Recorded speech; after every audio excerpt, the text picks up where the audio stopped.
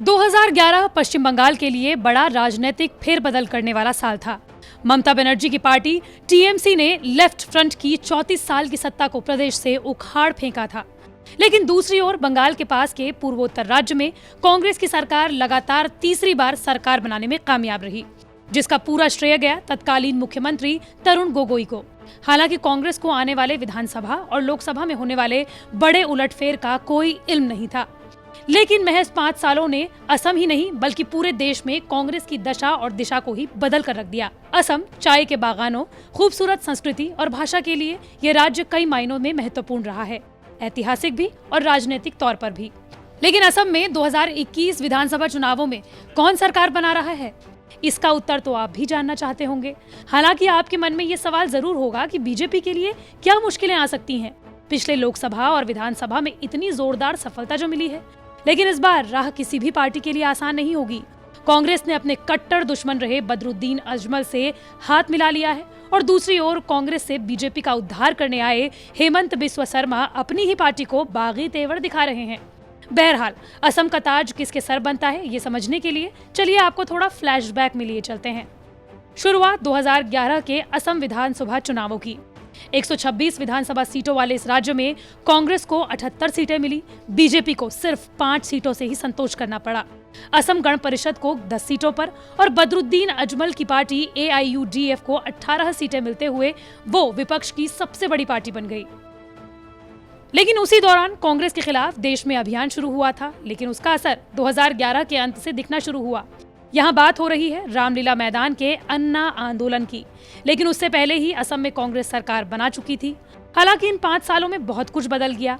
केंद्र से कांग्रेस जा चुकी थी और बीजेपी का पदार्पण हो चुका था। 2014 में मोदी सरकार केंद्र में काबिज हो गई थी, लेकिन असम का सपना अभी दूर था। बीजेपी को झटका लगा 2015 के बिहार विधानसभा चुनावों में, जब RJD, JDU और कांग्रेस ने मिलकर बीजेपी गठबंधन को करारी शिकस्त दे दी। इसी के साथ बीजेपी ने 2016 के असम विधानसभा की तैयारियां 2015 से ही शुरू कर दी। बीजेपी के लिए यहाँ सबसे बड़ी 2 चुनौतियां थी। कांग्रेस के तत्कालीन मुख्यमंत्री तरुण गोगोई के खिलाफ समकक्ष उतारना और हर क्षेत्र के मुद्दों को समझना। लेकिन इसके इतर बीजेपी ने सबसे बड़ा हथियार चुना बांग्लादेशी माइग्रेंट्स को। बीजेपी ने NRC के जरिए गैर कानूनी रूप से रह रहे बांग्लादेशी मुसलमान, जिन्हें यहाँ लोकल लोग मियाँ कहते हैं, उन्हें वापस भेजने का वादा किया। कांग्रेस के मोहभंग और बांग्लादेशियों पर किए वादे ने बीजेपी के पक्ष में काम किया और बीजेपी ने वो कर दिखाया जिसकी उम्मीदें खुद बीजेपी को नहीं थी। हालांकि बीजेपी अकेले मैदान में नहीं आई। बीजेपी ने असम की छोटी छोटी लेकिन प्रभावशाली पार्टियों के साथ गठजोड़ किया। शुरुआत 2016 विधानसभा से। 126 विधानसभा सीटों वाले इस राज्य में बीजेपी गठबंधन को मिले 86 सीटें, जहां अकेले बीजेपी को मिली 5 से सीधे 60 सीटें। असम गण परिषद को 14 सीटें, बोडोलैंड पीपुल्स फ्रंट यानी BPF को मिली 12 सीटें। कांग्रेस 26 सीटों पर सिमट गई और बदरुद्दीन अजमल की पार्टी AIUDF को मिली 13 सीटें। 2016 विधानसभा चुनाव में ध्यान देने वाली बात यह है कि इस चुनाव में वोट शेयर में जबरदस्त बदलाव देखने को मिला। बीजेपी का वोट शेयर 29.5%, AGP 8.1%, BPF 3.9%। हालांकि कांग्रेस का वोट शेयर सबसे ज्यादा 31% के आसपास था, लेकिन 2011 में यही वोट शेयर 40% के आसपास हुआ करता था। वहीं 2019 के लोकसभा चुनावों में भी बीजेपी का प्रभाव सबसे ज्यादा देखने को मिला। मोदी का चेहरा असम में भी काम किया।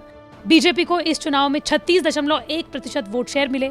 असम गण परिषद और BPF को मिलाकर 10.71%, वहीं कांग्रेस को 35.3% और बदरुद्दीन अजमल की पार्टी AIUDF को 8.61% मिले।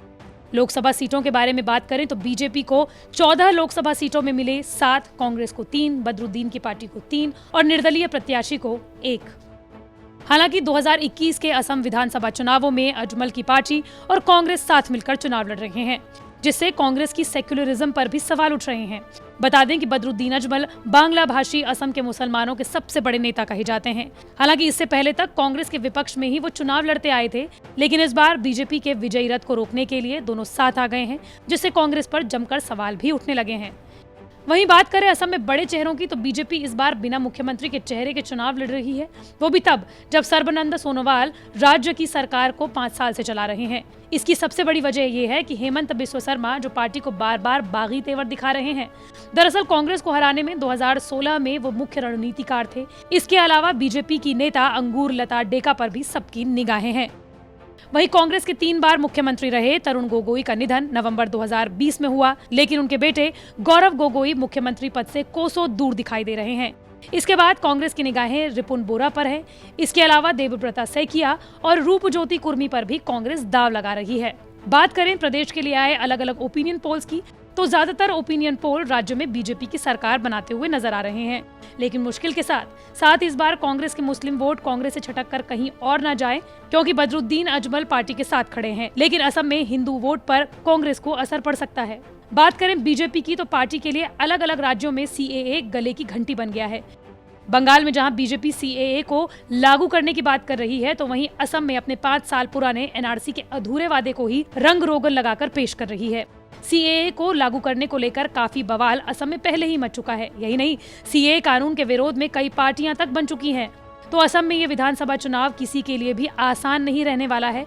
भले ही सबकी निगाहें पश्चिम बंगाल के विधानसभा चुनावों पर हो, लेकिन असम इस बार सभी को चौंका सकता है।